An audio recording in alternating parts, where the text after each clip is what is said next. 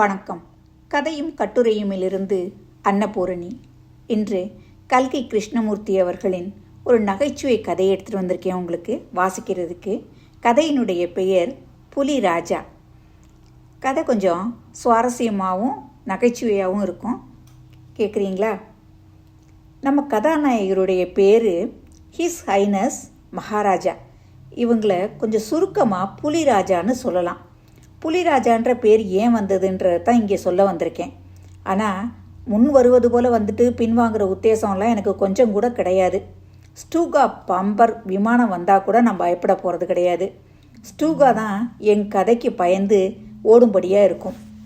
புலிராஜாவை பற்றி ரொம்ப முக்கியமான ஒரு விஷயத்தை முதல்லையே சொல்லிடுறது அவசியமாகுது. ஏன்னா அவரை பற்றி படிக்கும்போது அப்பேற்பட்ட அகாய சூரனை கண்ணால் பார்க்கணுன்னு ஆசை எல்லாருக்கும் அளவில்லாமல் உண்டாகிறோம். ஆனால் அந்த ஆசை நிறைவேறதுக்கு வழி கிடையாது.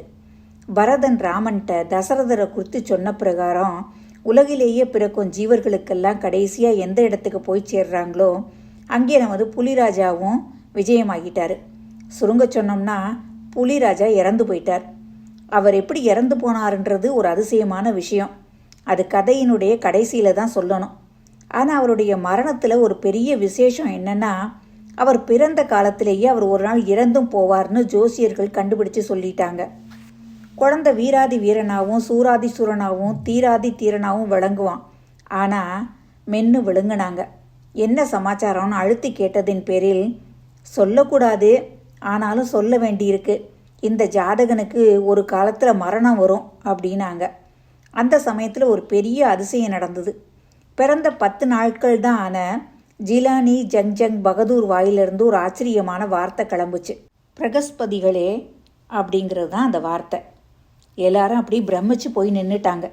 ஒருத்தர் பார்த்து முடிச்சுக்கிட்டாங்க. நான் தான் பேசினேன் பிரகஸ்பதிகளே. இந்த தடவை சந்தேகத்துக்கே இடமில்லை. பிறந்து 10 நாளான குழந்தை தான் அவ்வளவு திவ்யமாக பேசியிருக்கு.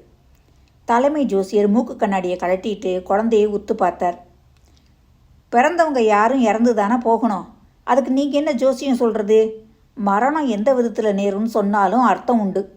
அந்த சின்னஞ்சிறு கீச்சு குரலில் யுவராஜா திருவாய் மலர்ந்தார். ஜோசியர் தலைவர் மூக்கில் விரலை வச்சு அதிசயித்தார். 10 நாள் குழந்தை பேசுது. அதோடு இல்லை, இவ்வளவு புத்திசாலித்தனமான கேள்வி கேட்குதுன்னா இது என்ன யுத்த இலாக அறிக்கையை போல தோன்றுதே தவிர நம்பக்கூடியதாவா இருக்குது? தலைமை ஜோசியர் மூக்கிலேருந்து விரலை எடுத்துட்டு யுவராஜாவை உத்து பார்த்துட்டு சொன்னார்.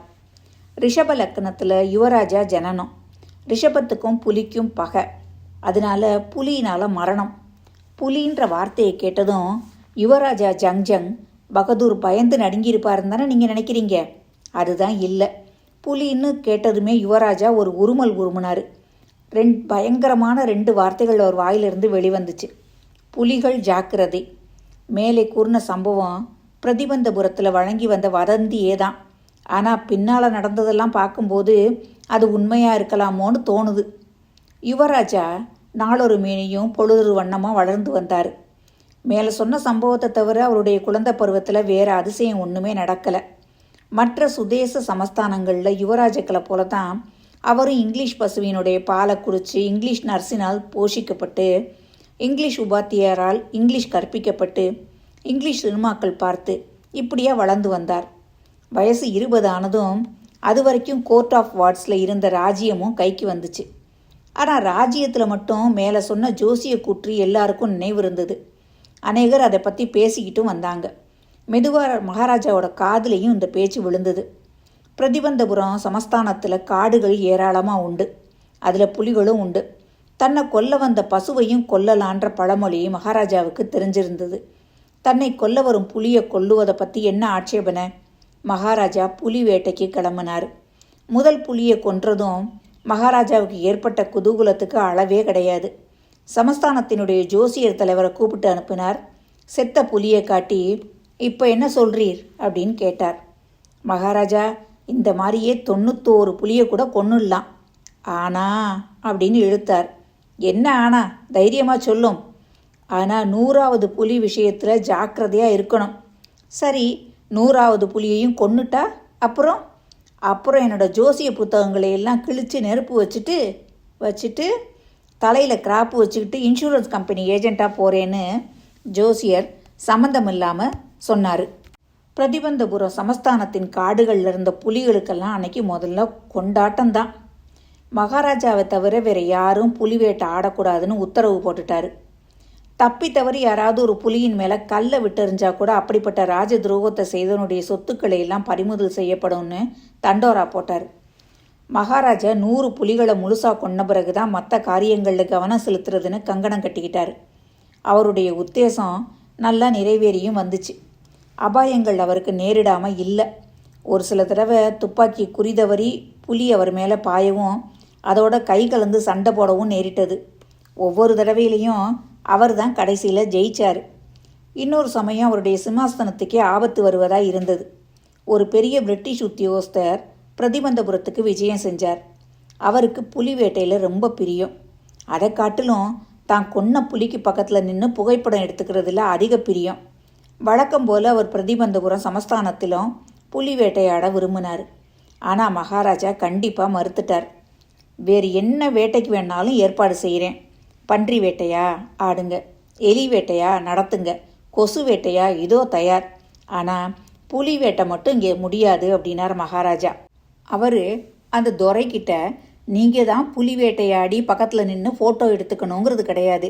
நான் புலியை கொன்ன பிற்பாடு நீங்கள் பக்கத்தில் நின்று ஃபோட்டோ எடுத்துக்கிட்டா அது கூட சம்மதம் தான் அப்படின்னு சொன்னார். ஆனால் அதுக்கு அந்த துரை ரொம்ப பெருசாக சம்மதிக்கலை. இப்படி ஒரு பெரிய ஆங்கில உத்தியோகஸ்தரின் விருப்பத்துக்கு குறுக்க நின்னதன் பயனா மகாராஜாவின் கையை விட்டு ராஜ்யமே போயிருமோன்னு பயம் வந்துச்சு. இதை பற்றி மகாராஜாவும் திவானும் கலந்து ஆலோசித்தாங்க. உடனே கல்கத்தாவில் ஒரு பெரிய இங்கிலீஷ் நகை கம்பெனிக்கு தந்தி போச்சு. வைர மோதிரங்களில் சில உயர்ந்த மாதிரிகள் அனுப்பி வைக்கவும்னு. அந்த மாதிரியே வைர மோதிரங்கள் சுமார் 50 தினுசுகள் வந்தன. அதை அப்படியே மகாராஜா மேற்படி பிரிட்டிஷ் உத்தியோகஸ்தரின் தர்மபத்தினிக்கு அனுப்பி வச்சார்.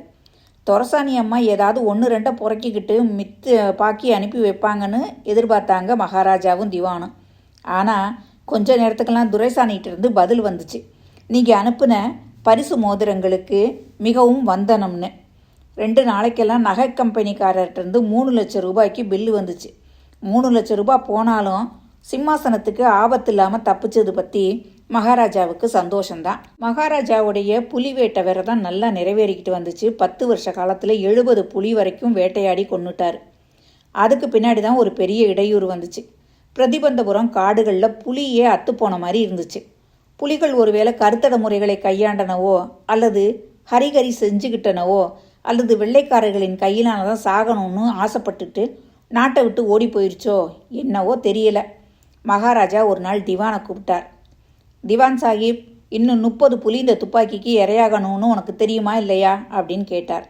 திவான் துப்பாக்கியை பார்த்து நடுங்கிக்கிட்டே, மகாராஜா நான் புலி இல்லை அப்படின்னார். நீர் புலின்னு எந்த முட்டாள் சொன்னது? இல்லை நான் துப்பாக்கியும் இல்லை அப்படின்னார் திவான். நீர் புலியும் இல்லை துப்பாக்கியும் இல்லை திவான். உன்னை கூப்பிட்ட காரணம் வேற. நான் கல்யாணம் பண்ணிக்கிறதுன்னு தீர்மானிச்சிட்டேன். திவானுக்கு உளறல் இன்னும் அதிகமாயிருச்சு. மகாராஜா, எனக்கு ஏற்கனவே 2 மனைவி இருக்காங்க. உங்களையும் கல்யாணம் செஞ்சுக்கிட்டு என்னங்கானு உளர்றேர். உண்மை எதுக்காக நான் கல்யாணம் செஞ்சுக்க போகிறேன்? எனக்கு வேண்டியது புலி. மகாராஜா வேண்டாம், யோசனை செய்யுங்க. உங்கள் குலத்து முன்னோர்கள் கத்தியை கல்யாணம் பண்ணிக்கிட்டாங்க. நீங்கள் வேணும்னா துப்பாக்கியை கல்யாணம் பண்ணிக்கங்க. இந்த சமஸ்தானத்துக்கு புலி ராஜா இருக்கிறது போதும், புலி ராணி வேற வேண்டாம் அப்படின்னு பயந்துக்கிட்டே சொன்னார். இதை கேட்டதும் மகாராஜா குபீர்னு சிரிச்சிட்டு, புலியும் இல்லை துப்பாக்கியும் இல்லை, மனுஷ பொண்ணை தான் கல்யாணம் பண்ணிக்க போகிறேன். இந்த சமயம் எந்தெந்த சமஸ்தானத்தில் புலி இருக்குதுன்னு முதல்ல கணக்கு பண்ணு. பிறகு புலி இருக்க சமஸ்தானத்தில் ராஜவம்சத்தில் கல்யாணத்துக்கு பொண்ணு இருக்காளான்னு பாரு அப்படின்னார். திவான் அப்படியே பார்த்தார். கடைசியில் மகாராஜாவின் விருப்பத்தின்படியே புலிகள் நிறைய உள்ள சமஸ்தானத்தில் பெண் பார்த்து கல்யாணமும் செஞ்சு வச்சாங்க. மகாராஜா ஜங்ஜங் பகதூர் ஒரு தடவை மாமனார் வீட்டுக்கு போன போகும் 5-6 புலியை கொண்டு எல்லா புலிகளின் தோலும் சரியாக 99 தோல் அரண்மனை ஆஸ்தான மண்டபத்தின் சுவர்களை அலங்காரம் பண்ணுச்சு. கடைசியில் 100க்கு இன்னும் 1 புலி தான் பாக்கின்ற நிலைமை ஏற்பட்டதும் மகாராஜாவின் பரபரப்பு ரொம்ப அதிகமாயிருச்சு. பகலும் ராத்திரியுமா அதே நினப்பு தான். இதுக்குள்ளே மாமனார் சமஸ்தானத்திலையும் புலி பண்ண வறண்டு போயிட்டபடியால் புலிகள் அகப்படுறது ரொம்பவும் பிரயாசையாக போயிருந்தது. ஆனாலும் இன்னும் ஒன்று வேணும் தானே. இன்னும் ஒரு புலியை மட்டும் கொண்டுட்டா அப்புறம் பயமே இல்லை, புலி வேட்டையே விட்டுடலாம். ஆனால் இந்த கடைசி புலி விஷயத்தில் வெகு ஜாக்கிரதையாக இருக்கணும். காலஞ்சென்ற தலைமை ஜோசியர் என்ன சொன்னார்? 99 புலிகளை மகாராஜா கொன்ன போதிலும் 100வது புலி விஷயத்தில் ஜாக்கிரதையாக இருக்கணும்னு தானே? உண்மைதான், புலி பொல்லாத மிருகம், ஜாக்கிரதையாக தான் இருக்கணும். ஆனால் அந்த 100வது புலிக்கு எங்கே போகிறது? புலி கிடைக்கிறது புலிப்பால் கிடைக்கிறத விட கஷ்டமாயிருச்சு. மகாராஜா இப்படி கவலையில் இருந்தப்ப அந்த கவலையை போக்கக்கூடிய ஒரு அருமையான சந்தோஷ செய்தி வந்துச்சு. அந்த சமஸ்தானத்திலேயே மலை கிராமம் ஒன்றில் திடீர்னு சில ஆடுகள் காணாமல் போயிருந்தது. முழு ஆடு விழுங்குறதுன்னு பேர் பெற்ற காதர்மியான் சாஹிபையும் வீராசாமி நாயக்கரையும் விசாரித்து இதுக்கு அவங்க பொறுப்பு இல்லைன்னு தெரிய வந்துச்சு. புலி தான் வந்திருக்கணும்னு நிச்சயமாச்சு. கிராமவாசிகள் ஓடி போய் மகாராஜாட்ட சொன்னாங்க. அந்த கிராமத்துக்கு 3 வருஷம் வரி வாய்தா, குவிட்ரெண்ட்டு, ஜமாபந்தி, புறம்போக்கு பட்டி ஒன்றுமே கிடையாதுன்னு மகாராஜா தெரிவிச்சிட்டு உடனே வேட்டைக்கு கிளம்புனார். புலி லேசில் அகப்படலை. வேணும்னே மகாராஜா கையில் அகப்படக்கூடாதுன்னு அது ஒளிஞ்சிக்கிட்டு இருந்ததா தோணுச்சு. மகாராஜாவோ புலி அகப்பட்டாலொழிய காட்டை விட்டு வரமாட்டேன்னு பிடிவாதம் பிடிச்சாரு. அதோடு நாளாக மகாராஜாவுடைய கோபமும் பிடிவாதமும் அதிகமாகி வந்துச்சு. அதன் பயனாய் அநேக உத்தியோகஸ்தர்களுக்கு வேலை போயிடுச்சு. ஒரு நாள் ரொம்ப கோபம் வந்தபோது மகாராஜா திவானை கூப்பிட்டு சமஸ்தானத்தில் நிலவரியை உடனே 2 பங்கு செய்யுங்கன்னாரு. திவான் அதுக்கு பிரஜைகளுக்கு அதிருப்தி உண்டாகும் மகாராஜா, அப்புறம் நம்ம சமஸ்தானத்துலேயும் ஸ்டேட் காங்கிரஸ் ஏற்பட்டுடும்னார். அப்படின்னா உன்னோட வேலையை ராஜினாமா செஞ்சுட்டு போன்னு கோபமாக சொன்னார் ராஜா. இதுக்கு மேலே மகாராஜாவுக்கு புலி அகப்படாமல் இருந்தால் விபரீதம் தான்னு தீர்மானிச்சுக்கிட்டு வீட்டுக்கு போனார் திவான். அங்கே சென்னை பீப்புள்ஸ் பார்க்கிலேருந்து வாங்கி கொண்டு வந்து ரகசியமாக வச்சுருந்த புலியை பார்த்தது தான் அவருக்கு உயிரே வந்துச்சு. அன்னைக்கு ராத்திரி நடுநிசையில் ஊரெல்லாம் அடங்கின பிற்பாடு திவானும் அவருடைய வயது முதிர்ந்த மனைவியும் மேற்படி புலியை இழுத்துக்கிட்டு வந்து மோட்டாரில் ஏற்றுனாங்க. திவான் தாமே மோட்டாரை ஓட்டிகிட்டு போய் மகாராஜா வேட்டையாடிக்கிட்டு இருந்த காட்டுக்கு பக்கத்தில் புலியை இறக்குனார். மோட்டார்லேருந்து இறங்க மாட்டேன்னு சத்தியாகிரகம் செஞ்சு அந்த புலியை பிடிச்சி இழுத்து கீழே தள்ளுறதுக்குள்ளர திவானுக்கு மேல்மூச்சு கீழ்மூச்சு வாங்கி போச்சு. மறுநாள் மகாராஜாவின் முன்னால் மேற்படி கிளப்புலியானது வந்து எஜமானே என்ன ஆங்கைன்னு கேட்குறது போல நின்றுது. மகாராஜா அளவிற்கு கவிழ்ந்த உற்சாகத்தோட துப்பாக்கி எடுத்து குறி வச்சு சுட்டார். உடனே புலி சுருண்டு விழுந்துச்சு. 100வது புலியை கொன்னுட்டோன்னு இத்தோட விரதம் நிறைவேறி போச்சுன்ற மகத்தான குதூகலம் மகாராஜாவின் மனத்தில் தோன்றுச்சு. அந்த 100வது புலியை தனது தலைநகரில் ஊர்வலமாக கொண்டு வரும்படி கட்டளையிட்டுட்டு மகாராஜா மோட்டாரில் ஏறி விரைந்து முன்னால் போனார். அவர் போன பிற்பாடு மற்ற வேட்டைக்காரங்க புலியின் பக்கத்தில் போய் பார்த்தாங்க. புலியும் கண்களை பேந்த விழித்து அவங்கள பார்த்துச்சு. புலி சாகலைனும் அது மேலே குண்டே பாயலைன்னும் அவங்க பார்த்துக்கிட்டாங்க. குண்டு சமீபத்தில் போன அதிர்ச்சியினாலேயே அது அப்படி மூர்ச்சையாகி விழுந்திருந்தது. வேட்டைக்காரர்கள் யோசனை செஞ்சாங்க. குண்டு தவறிப்போன செய்தி மகாராஜாவுக்கு தெரியக்கூடாது. தெரிஞ்சால் தங்களுடைய உத்தியோகத்துக்கு ஆபத்துன்னு அவங்க தீர்மானித்தாங்க. அவங்களில் ஒருத்தன் புலிக்கு 1 அடி தூரத்துலேருந்து குறி தவறாமல் அதை கொன்னான். பிறகு மகாராஜாவின் கட்டளையின்படி அந்த செத்த புலியை நகரில் ஊர்வலம் விட்டுக்கிட்டு போய் கடைசியில் அதை புதைச்சி சமாதியை எழுப்புனாங்க. மேற்கூறிய விசேஷ சம்பவம் நடந்து சில தினங்களுக்கு பிறகு மகாராஜாவின் குமாரனுக்கு 3வது பிறந்த தின கொண்டாட்டம் நடந்துச்சு. இதுவரைக்கும் புலி வேட்டையிலேயே கவனமாயிருந்த மகாராஜா பட்டத்து இளவரசனை பற்றி கொஞ்சம் கூட கவனிக்கலை. இப்போ அவருடைய கவனம் குழந்தையின் மீது போனது. பிறந்த தினத்துக்கு குழந்தைக்கு ஏதாவது பரிசு கொடுக்கணும்னு ஆசைப்பட்டார். பிரதிபந்தபுரம் கடைத்தெருவுக்கு போனார். கடையாக தேடி அவருக்கு ஒன்றுமே கிடைக்கல. கடைசியில் ஒரு பொம்மை கடையில் ஒரு சின்ன மரப்புலியை பார்த்தார். இதுதான் சரியான பரிசுன்னு உடனே தீர்மானிச்சிட்டார். அந்த மரப்புலியினுடைய விலை 2 காலனா தான். ஆனால் மகாராஜா கேட்கும்போது அவ்வளவு குறைஞ்ச விலை சொன்னால் நிச்சயம் அவசர சட்டத்தின் கீழே தண்டனை கிடைக்கும்னு தெரிஞ்ச கடைக்காரன், மகாராஜா இது ரொம்ப கலைத்திறமை பொருந்திய பொம்மை, விலை 300 ரூபாய் தான் அப்படின்னா. ரொம்ப சந்தோஷம், யுவராஜாவின் பிறந்த தின கொண்டாட்டத்துக்கு இது உன்னுடைய காணிக்கையாக இருக்கட்டும்னு சொல்லிட்டு மகாராஜா அதை எடுத்துக்கிட்டு போயிட்டார். குழந்தையோட பிறந்த தினத்தன்று தகப்பனாரும் குழந்தையும் அந்த சின்ன மரப்புலியை வச்சு விளையாடிக்கிட்டு இருந்தாங்க. யாரோ பட்டிக்காட்டு தச்சன் செஞ்ச பொம்மை, அதனால அது மேலேயெல்லாம் ஸ்லாம்பாக நின்றுச்சு.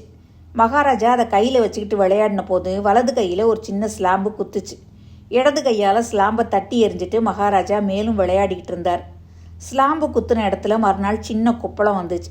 2 நாளில் அது ஒரு பெரிய சரங்காச்சு. 4 நாளைக்கெல்லாம் கை முழுவதும் பொறையேறி போச்சு. சென்னை பட்டணத்துலேருந்து பெரிய சர்ஜன் 3 பேர் வரவழைக்கப்பட்டாங்க. அவங்க கூடி ஆலோசித்து ஆப்ரேஷன் செய்ய வேண்டியதான்னு தீர்மானித்தாங்க. ஆப்ரேஷன் நடந்துச்சு. 3 சர்ஜன்களும் ஆப்ரேஷன் செஞ்சுட்டு வெளியில் வந்த பின்னாடி பின்வரும் செய்தியை தெரிவித்தாங்க. ஆப்ரேஷன் வெற்றிகரமாக நடந்தது. மகாராஜா காலமாகிட்டார்னு. இந்த விதமாக 100வது புலியானது கடைசியில் புலிராஜாவின் மேல் வஞ்சம் தீர்த்துக்கிட்டது. கதை இந்த இடத்துல முடிக்கிறாரு கதையாசிரியர் கல்கி கிருஷ்ணமூர்த்தி அவர்கள். ரொம்ப ரொம்ப சின்ன கதைக்கரு. இதை ரொம்பவும் நகைச்சுவையோட யதார்த்தமாக இந்த கதையை எழுதியிருக்காரு. அதாவது இதில் வரக்கூடிய செய்தி என்னென்னா, விதிப்படி தான் நடக்கும், எவ்வளோதான் முயற்சி பண்ணாலும் விதியை மதியால் மாற்ற முடியாது அப்படிங்கிற மாதிரியான ஒரு கதை கருவை எடுத்துக்கிட்டு அழகாக இந்த கதையை சொல்லியிருக்காரு. மீண்டும் அடுத்த வாரம் நல்லதொரு கதைன்னு உங்களை சந்திக்கிறேன். நன்றி, வணக்கம்.